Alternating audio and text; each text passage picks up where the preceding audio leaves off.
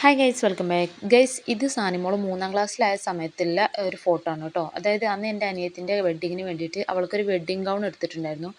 ആ ഗൗൺ ഇപ്പോൾ 3 വർഷം കഴിഞ്ഞ് നോക്കുമ്പോൾ സാനിമോൾക്ക് ഇറക്കല്ല കേട്ടോ. അപ്പോൾ നമ്മൾ അത് അയച്ചിട്ട് വീണ്ടും സ്റ്റിച്ച് ചെയ്യാമെന്ന് വിചാരിച്ചു. അങ്ങനെ നമ്മളത് അയച്ചെടുത്തിട്ടോ. ഫുള്ളായിട്ട് അയച്ചെടുത്തപ്പോഴാണ് കണ്ടത് അതിൻ്റെ അടിയിലുള്ള ലൈനിങ് മൊത്തമായിട്ട് കരിമ്പ കുത്തി പോയിട്ടുണ്ടെന്ന്. അപ്പോൾ നമ്മളത് ഒഴിവാക്കിയിട്ട് വേറെ ക്ലോത്ത്, അതേ സെയിം കളർ ക്ലോത്ത് എടുത്തു. ഇനിയിപ്പോൾ നമ്മൾ ക്ലോത്ത് അതേ അളവിൽ വെട്ടിയെടുക്കണം കേട്ടോ. അങ്ങനെ ക്ലോത്തൊക്കെ നമ്മൾ കറക്റ്റ് വെട്ടിയെടുത്തു. സ്റ്റിച്ചിങ് കാര്യങ്ങളൊക്കെ കഴിഞ്ഞു കേട്ടോ. അപ്പോഴാണ് ബ്ലൗസിൻ്റെ പ്രശ്നം വന്നത്. കാരണം നമ്മൾ നേരത്തെ ഗൗണായിരുന്നു, ഇപ്പം നമ്മൾ ബ്ലൗസാക്കി മിഡിയും ടോപ്പും അടിക്കാമെന്ന് വിചാരിച്ച്.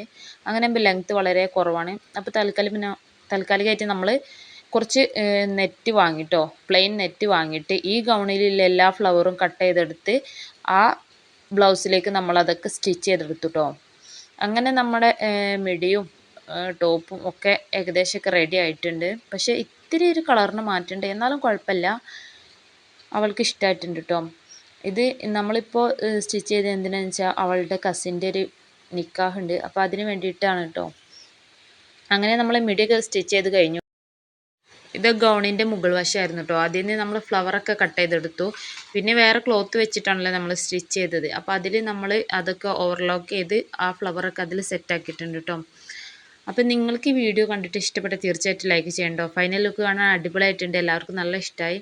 കുറേ ഫ്ലവർ ഉണ്ടായിരുന്നു കേട്ടോ, അതൊക്കെ നമ്മൾ കട്ട് ചെയ്തെടുത്തു. പിന്നെ നമ്മൾ ഗ്ലൂ വെച്ചിട്ടല്ല കേട്ടോ സ്റ്റിച്ച് ചെയ്തത്, നമ്മൾ ഇതൊക്കെ ഓവർലോക്ക് ഇട്ട് അവിടെ പ്രസ് ചെയ്ത് കൊടുത്തൊക്കെയാണ് ചെയ്തത്.